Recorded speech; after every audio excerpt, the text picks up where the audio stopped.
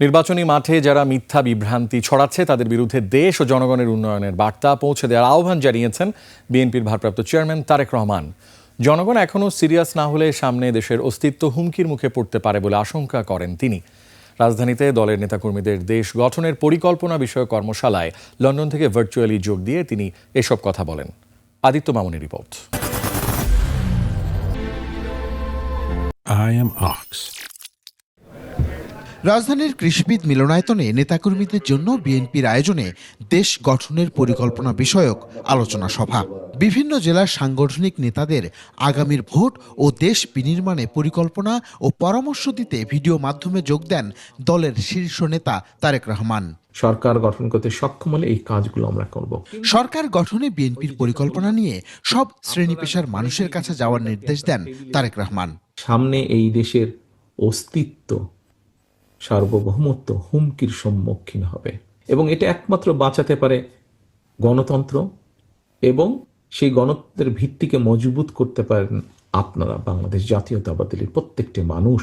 ভোটে প্রার্থী নয় বরং দলের মার্কা অর্থাৎ ধানের শীষের বিজয় ত্বরান্বিত করতে একযোগে কাজ করার নির্দেশ দেন তিনি।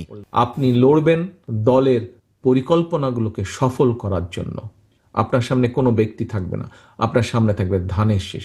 ধানের শীষকে আপনি বের করে নিয়ে আসবেন। ধানের শীষের পক্ষে আপনি জনগণের মতামতকে ঐক্যবদ্ধ করবেন। নির্বাচনকে সামনে রেখে যারা মিথ্যা ও বানোয়াট তথ্য প্রচার করছে তাদের বিরুদ্ধে সজাগ থাকার আহ্বানও জানান। আমরা সবার জন্য চেষ্টা করব স্কোপ তৈরি করতে, কিন্তু এই যে করব আমরা, এইগুলো জনগণকে জানতে হবে। তো আপনি যদি না যান, আরেকজন যাচ্ছে, সে গিয়ে মিথ্যা বিভ্রান্তি ছড়াচ্ছে জনগণের মাঝে।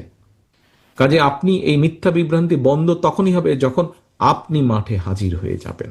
বর্তমান সময়ের দেশকে যুদ্ধ বিধ্বস্ত উল্লেখ করে নির্বাচিত হলে দল নয় দেশের সবার জন্য কাজ করতে নেতাকর্মীদের নির্দেশ দেন বিএনপির ভারপ্রাপ্ত চেয়ারম্যান। আপনি যখন সরকার গঠন করবেন তখন কিন্তু আপনি কোনো দলীয় সরকার নন। আপনাকে যারা ভোট দিয়েছে এবং যারা দেয় নাই প্রত্যেকের সরকার আপনারা। আদিত্য মামুন, 21 টেলিভিশন, ঢাকা।